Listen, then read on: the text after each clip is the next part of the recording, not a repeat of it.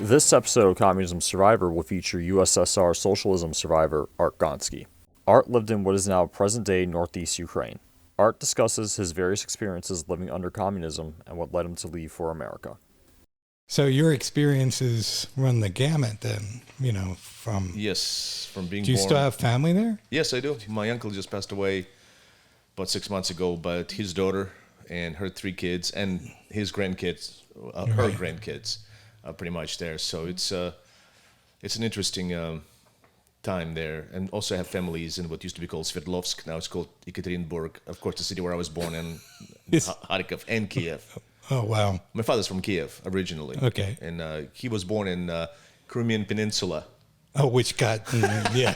Oh, wow. Which back then wasn't Ukrainian and wasn't Russian. Right. It was called the Tatar Autonomous Republic. Right. And so Stalin put everybody in, all the Tatars, one night. One night on the trains.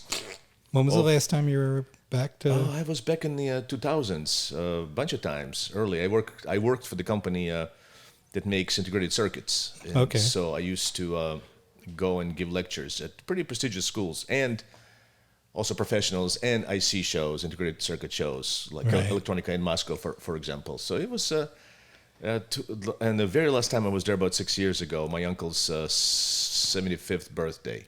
Okay. When did you actually say, that's it, I'm done, I'm out of here? I usually come in the morning, red-eye No, flight. When I completely left. Right. This was in the 80s. In the 80s? In the 80s, but- what was it like living there before that time? Before that time, it wasn't great, but it wasn't so. I wasn't. My passport, nationality in my passport said Jewish, Okay. right? Which is interesting. Which, that's me. So. Right, but nationality in the passport. So you Right. immediately were precluded from going to certain universities, Wow. going to certain schools. So everything had to be done because you know people or you pay people off. That's whole Soviet system anyways. It's a if you want business. It's a big something. business. It's not... But it's a black market business. Yeah, It's a okay. huge under the table business, which is sort of interesting. Everything is there done. If you can think of anything, service products, anything, it's all had to be done under the table unless you're willing to do a crappy job and So do whatever. Yeah. basically, you're trying to get ahead, especially Right, with that right. tag on you, Yeah. is almost impossible. Almost impossible. So you have to know people. And if you don't know those people, what happens to you? You kind of screwed. You ended up playing or working in the. It's not a bad thing. Right. You sort of are becoming one of the people, but the possibility of the whole Russian Jews, and I see it here, is they think they know. Well, I'm as Jewish as it gets, believe me. Yeah. But the majority of Jews here and the ones that created started the whole October Revolution, Right. they thought they know better than anybody else, and that's a problem. Number one in my book, and it's just kind of perpetuated for the last few hundred years. And I Right. think that's one of the reasons why Jews have always been as kind of scapegoats. Yeah. And it seems like it all the time. Yeah. And that's But a huge problem. But that put a lot of added pressure not only on you, but your family, right? It has. Well, my family was putting pressure on me, and whether you be a musician or gymnast or some other crap that I didn't want to be. I wanted to be in the military. Okay. I've always been the gun-ho, sort of. That's okay. Yes. Russian military or? Soviet military, of course. Oh, okay. But my mother thing is you wouldn't go past lieutenant colonel if you're Jewish. I was going to say, even if you got in. if you made it that far, right? You Right. couldn't get past. But Right. I got in because my grandfather on my mother's side was in the military. So I had, Oh, okay. plus I have friends, the Air Force Academy, which you get an engineering degree plus whatever, Right. was in my hometown. And it's well known in the Soviet Union. So just because of the grandfather and Right. the people that my father knew, even though he wasn't from Kharkiv, he was from Kiev, even though the people that he got to know, because when he got married to my mother, he moved to Kharkiv, it was easier to get a job for him being Jewish than it is in Kiev. It was a lot more anti-Semites there. It's amazing. So, and he was a normal guy. He worked at he was a civil engineer, repairing bridges, roads, so he didn't complain. Yeah. So He drank, but everybody drinks. It wasn't any I different. got that impression. Yeah. Yeah. So how old were you when you left? To leave Soviet Union, I was about 17, 18. but then leaving the area. I was in my 20s to come to Okay. the U.S. So you ended up going to school There was there, here, where? Afghanistan. There was Afghanistan involved. Yeah. And I kind of everybody volunteered for that, by the way, unless you were in the jail. Then they'll send military jail, and then they'll send you there. Strafbat. That's what it's kind of called, Strafnoi Battalion. But for Jew to leave the country, Yeah. forget it. Really? Couldn't go anywhere unless you were. My parents actually left in '76 because of the Jewish family reunion. I think Ford signed that with Brezhnev back in Helsinki. Okay. Very early '70s, and at the time you needed to have a invitation from Israel to an Really?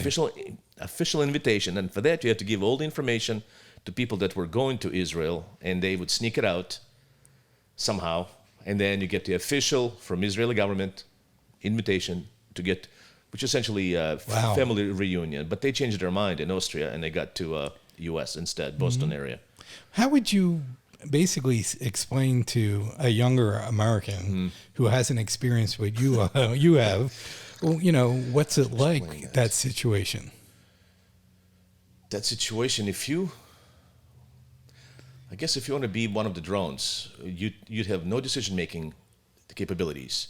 Whatever government says you do, you will do unless you can buy somebody off. That goes back to the black market. Right. And if you have relatives and or friends and your parents know somebody to get, let's say, a better job, to get into the better school. But when you get into school, which is, of course, free, and if you make good grades, they pay you a stipend, enough for cigarettes and movies, which was 25 cents, by the way. Okay. So it's kind of interesting. And the cigarettes were about 20 cents. So you can actually get away with the $5 to $10 stipend per month. Okay. If you have good grades. And so you go to school. When you graduate, you have no decision-making capabilities of where you're going to go. So let's say if you're a doctor, they will send you where the government think they'll need you. So you can be going to Vladivostok area, which is 11 time zones, used to be now 9. You're going far east, right? Not far from Okay. Japan. Basically feeding mosquitoes, bigger than Florida. Yeah, big ones, Big right? ones. Yeah. So unless you knew somebody and your parents knew somebody, or you can buy somebody off, so you can go to a town or a city that you like, or you stay in your own city, which was very difficult. Yeah, so basically you had Right. you have no decision. No decisions. And if you didn't make it into college, which was an unbelievable selection process, you get drafted. And you don't have no choice. No choice. But from my perspective, military service, if you're healthy, it's not a bad thing. Okay. It's actually a good thing, because instead of you hanging out in the corner if you didn't make the school and you're trying all different sort of manual labor jobs, you're going to get a job there. So for 2 years in the Army, 3 years in the Air Force, and 3 years in the Navy, you actually come out a person. You come out a person after the boot camp, but you get to be a better Okay. person there. So to me, that's a good experience. If you graduate from college, you also have to serve 2 years, but you're kind of an officer, but not really. There's something in between, sort of compared to the Navy. They have a kind of a chief petty award, officer. a chief petty officer. Yeah. You're sort of in between. Wow. There's no stripes on the epaulets, but just like 1 or 2 or 3 stars, depending on the. Right. And that came back from before the revolution, which Wow. was revoked. So So proper shit. It was interesting. what was your experience like dealing with the government for like healthcare or things like that? Healthcare was free for everybody. But if you want it done right, you have to find somebody to pay to get it done right. so let's say that you had appendicitis. And, I'll give you a good example. Yeah. I was young and stupid, and I'm just old, right? Still stupid. And this is back when, the winters in Ukraine were pretty cool. Cross country skis and skiing. I'm getting bored on the flat, and I wanted to do a little mountain type of skiing. I found a set of stairs. So broke my leg in the process. Even apparently there was a bed break, which I didn't know. They got me into a regular hospital where they put a cast on it. Of course, X-rays. Everything was done fast. Everything is pretty quick there, free of charge. But 3 days later, my parents having I guess a house party, you call it. It's very popular back then in the Soviet Okay. Union. I think still is, although the restaurants are a lot more open now. But a lot of families, and my parents' friends brought another couple with them who apparently was a great dentist in town, like big time. And So here I'm at the table with my left leg, and they're telling the story after they got bored with everything else. And this is dentist, mind you. He goes, oh, let me see this. And then can you feel this? Can you do that? No. And he goes, okay, here's the number. Call tomorrow morning as quick as possible. So my mother called. They put me into a trauma institute. That day, they deployed me that day, and my father had no idea what I was going to. So they popped the cast, they opened up my leg, and they put screws and plates in it. And because it was a spiral break, four pieces, it would have healed. But what they said, the leg would have been shorter, and it would have been, I guess, aligned properly. So just sheer luck. Having a dentist come to a party, right? A dentist that actually realized what you had and give the number of the guy who's in charge of that trauma institute, which is a specialty at the time. So I spent good 2 weeks there. How would you compare that to what happens in this country? Here you would find you have more than one opinion, of course, right? Mm-hmm. Yeah. I couldn't say anything when they brought me to a hospital. And here you'd actually have a second opinion. You can have a third opinion. You can spend a little more money. Granted, there's a negative to it as well, because a good medicinal support, help costs money. And then the question is, where do you get it? Right? Mm-hmm. If you need it. I mean, I've known people that would lose their houses, for example, because they were sick. So what happens then? To me, free medicine has a great ring to it. Paid medicine, it's great because it's a capitalist system, and it always works because you can always find something that's better. And the system, as far as the school, the education, the work that you do to become a doctor, it's always better here because they always find somebody better. Or if you don't think you're good enough here, you're going to move into a different place. Or if you're good enough, you're going to get to be Dr. House, right? For like a good example. So that's a great thing, but the monetary part is the key. So what do you find at happy medium? Right. Nobody has yet. At least Germany kind of have. The companies there pay a lot of money to do the system. And so you do have a decent, let's say a good system. That's where all the Russians now go. To Germany? Actually, to Germany. Really? Even though they get free health care in Russia, they leave and go to Germany to get the better results. It's like Canadians coming to the U.S. Coming to U.S., yeah. Wow. And some of us go to, no, not me, but some of us go to Mexico to do teeth. Right. So, and then the English go to India, and there's all sorts of, I guess, medical travel, if you will. So you got to find a good happy medium somewhere in my book. Right. Do you see any similarities between what's happening in this country today and where you came from back then? I do. History-wise, I do. But the huge difference is the whole Soviet system was based on education. Mm-hmm. Education. Lenin pioneered that. Okay. And even though there is a censorship, has to be, right? Because there's certain things like me finding out about America.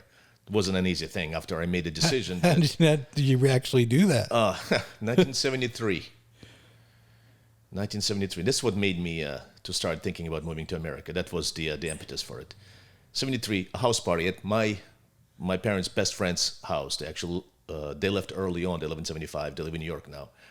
Then they had a daughter my age. Okay. And so we grew up together. Actually, her mother, we were born about the same time, about a month apart. So her mother was feeding me breast milk. So it was that close of a family. Okay, right? Yeah. So we show up, my parents and I, we show up 73 for a house party. Apparently, the house party was set up around the Sears catalog of 1971. Remember Sears catalogs? Catalog? Real, yeah. 1971? Okay. Yeah, real thick, yeah. You were sitting on it? So they were, hey, I wish, right? So everybody was just going through it. So they get bored, they get drunk, whatever. I got a hold of it. Mm-hmm. I was like, wow.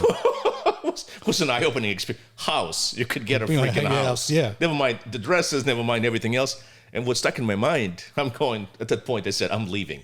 It was because we always into cars. We could never have any, but my family had a car. And so you cheaply, by the way, you can buy a kit to put a vinyl roof on your car. And I'm going, fuck. With the country that's that good, you have everything for everybody. Right. You got to move. You got to move. It's just that was the point of how you get there, right? A Sears catalog is Sears catalog was 1971. Wow. That's a different story for coming to America through Sears. But this was a reason. So the country that thinks of people first, granted, it's money based, because if you come up with a product people will buy, it's perfect, right? But it's also taking care of the people, not taking care of the military, which is what the Soviet Union did at the time. Everything went for the war machine, whether it was a war or not, nobody cared. But that's it. So people, and also struggling to find a dress for women or shoes for men or what have you. In Sears catalog, it was beyond plenty, right? Beyond. So, oh man. if I remember back then, it was difficult when you went into a grocery store. There wasn't. There wasn't much. There wasn't much. There wasn't much at all, and you had to know people again. Just like I said, food, everything was under. The people that made the best money under the table wasn't engineers or doctors, because salary was the same, plus or minus maybe 5-10% at the most. So a doctor would make same money as a street sweeper, except street sweeper would actually get a free room, right? Wow. You think about that. So to get food and to get clothes from foreign countries, everything was snuck in, and had to go through Moscow or Kiev, depending on the tourist, depending on who can sneak what in, because the borders were very tight. Mm-hmm. What was your first experience when, I don't know if you got off a plane or if you, I don't know how when you first stepped on U.S. soil? I could get orange juice at the hotel restaurant late at night in the food, orange juice, and it was fresh. Beyond, who knows, maybe it was concentrate, but man, Didn't matter. I've never had one before, so that was it, and that was the first experience. And then, so this was New York, and then going to Boston, and my parents there. And then you start seeing the things. It was difficult because the language barrier, right? And then you're always a foreigner, so to speak, right? And back then, who the hell? But I did get a job 2 days after, because my relatives, their kid, worked at the nursing home doing dishes, preparing whatever food. So the food was free, right? Mm-hmm. Yeah. That was perfect. Who cares about the dishes? Right. You can do the dishes. Plus, it had a machine. Yeah. You All you had up, to do, right. Close it. So that lasted a couple of months. So that was good. In the big picture, if you were talking to a 19-year-old or a 20-year-old about life there, life here, what's the one thing you would try to tell them about what your experience, and can you sum it up into a quick package? Like, what would you tell your son if he wanted to go back to Russia? Well, if they want to go back to Russia, at this point, I don't mind going back to Russia, because Putin, he's the three-letter word begins with an A. Yeah. But the way the Russians are governed, I don't think he has a choice. Plus, he is, I can't say nationalist, but the Russia comes first to him, right? Right. And isn't that something? To me, have a pride in your country probably would be number one. Right. Number one. Pride in your country. America is an exceptional country, just because it was kind of a late to the table, and because they isolated, everything here had to be created from scratch, really. Yeah. I mean, there was no foundation, right? So none of that hundreds of years European BS. No, 300 years ago, it started from scratch. Right. Yeah. And it got here. Granted, the history is volatile, but it's beautiful in a way that the things had to happen a certain way, and the history has to be studied, even if it's bad. But you got to remember, and you got to, because if you don't, it's going to repeat itself. Mm-hmm. It's going to repeat itself. So take a pride in your country. That's number one.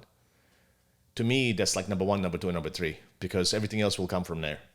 If you have pride in your country, you don't get people coming in from some God knows, some third world or the fourth world, and shoving their rules and their regulations and their language and their flag on you. Yeah. That's impossible.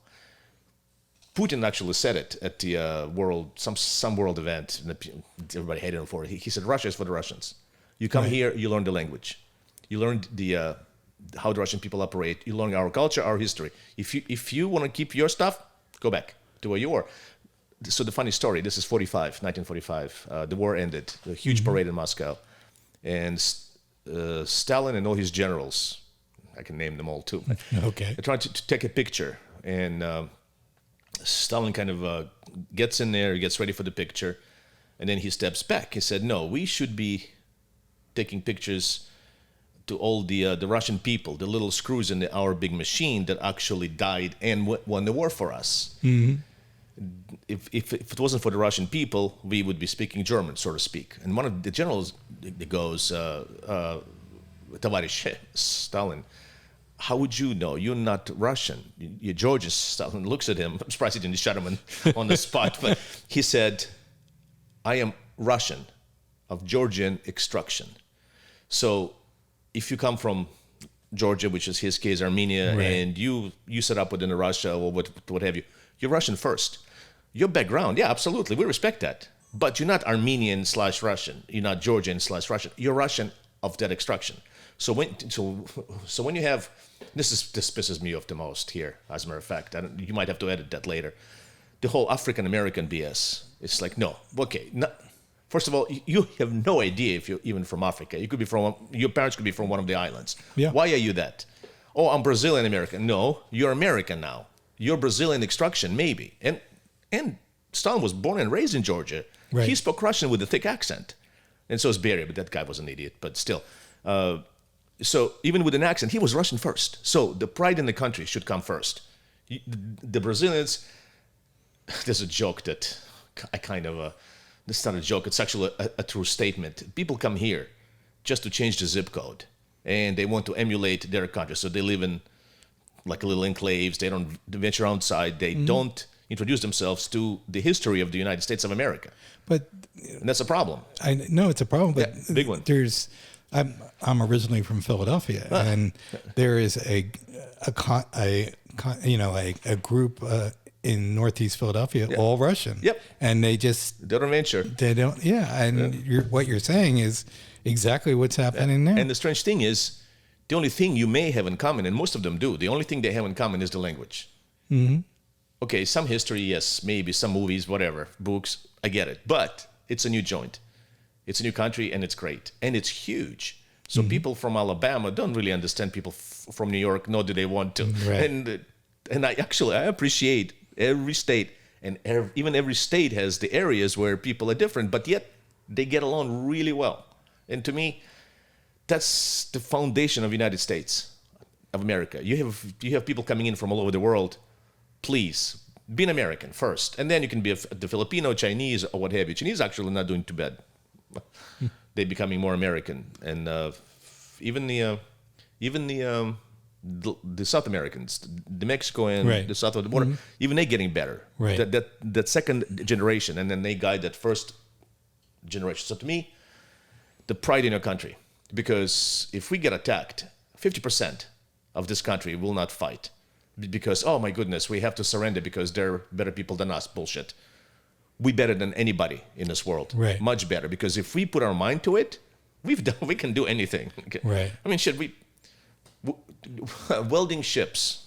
Welding ships during World War II to deliver goods. Everybody knew the ship wouldn't survive more than maybe 2 or 3 crossings. Maybe. Right.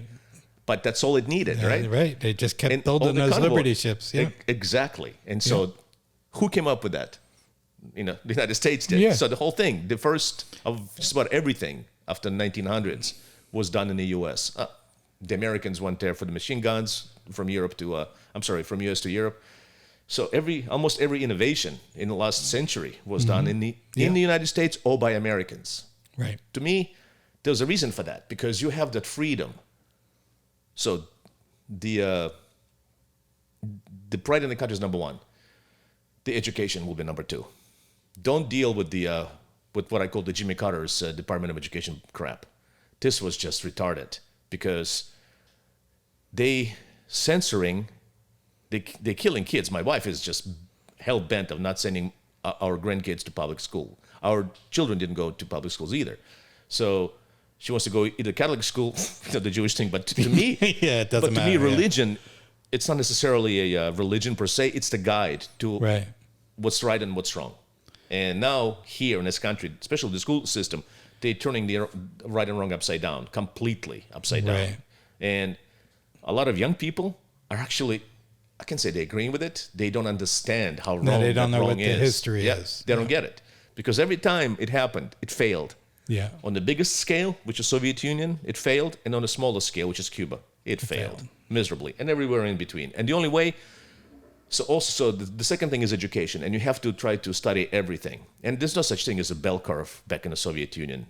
There's no such thing as, oh, okay, so this kid is too slow, he's special, we have to deal with it in a different way. He'll be made fun of until he learns. Oh, I was on the receiving end because a couple of things I just wasn't interested in. But yet you study, there's no such thing as an elective subject. None.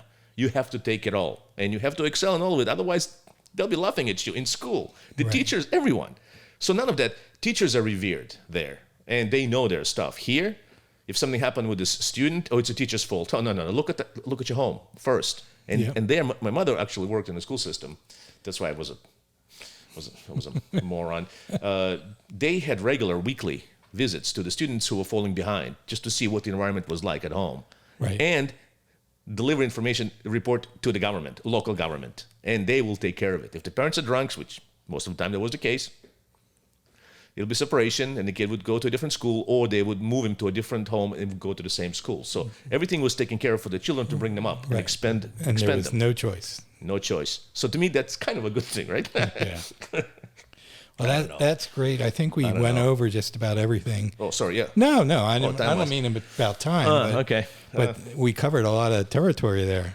Yeah. You know, I really appreciate your outlook on things. Oh, I have a ton of stories. Well, maybe we'll do another interview. Yeah, the weapons, for one, not weapons, but being able to have weapons at home. It's a true indication of freedom. Last country in the world that has that. So with the Second Amendment, Second Amendment. The First Amendment, they tried to kill the First Amendment and the Second Amendment. And you can't do that, not in a country like this. Because that's the foundation beyond the foundation. This is the foundation of the foundation. That's that turtle that has whatever sitting on it, and then the earth. Right. That's the turtle, the first and second foundation. And so if you start screwing with the Constitution, we can deal with the rest of it, by the way. The 16th Amendment, paying taxes, huge taxes. So if you're getting rid of 2, you can get rid of 16. 16 is gone. Yeah. Oh my God, there's so many. Oh. You can't open that Pandora's box. It's impossible. Right. And to me, what I'm really amazed, and I can't understand how the guys 300 years ago, how could they foresee all that and come up with that list? It's amazing, isn't it? Isn't it? Yeah. So to me, they actually understood. They had the history on their side, right? Well, really, there wasn't any history on their side. All they had was the British, monarchy. That's all they had to go off of. But somehow they really thought about it. And they covered that one up. Well, Franklin was a genius, even by today's standards, I believe. And they had an interesting amount of people just to go through this, do the whole evaluation of what could happen, and they have foreseen this. Yep. I'm beyond impressed. Yeah, and you know how old the youngest person in the Constitution, how old he was that signed the Constitution? No. 27. Oh wow! So see, so that's what the people should be looking at. Right. The history, so the education is number 2. Pride in the country should be number 1. And I'm not saying that white pride or black pride or whatever the hell it is. American pride. American pride. You're not African American. You're American with the pigmentation. So the Soviet Union was never a racist country. The issue with Muslims wasn't race; it was religion, right? Right. But so coming here, I got shoved in my face that I was lesser person because I came here as an immigrant, and this is by black people. Right. And so that's a problem too. You gotta, I don't know, the whole black culture thing. By the way, there's a problem with black culture, right? It's a black culture, and so the Filipino culture, they all try to stay the same as they left their home. No, enjoy the new world. That's why it's called the new world. Yeah. You don't want to make the old world out of the new world, right? That's great.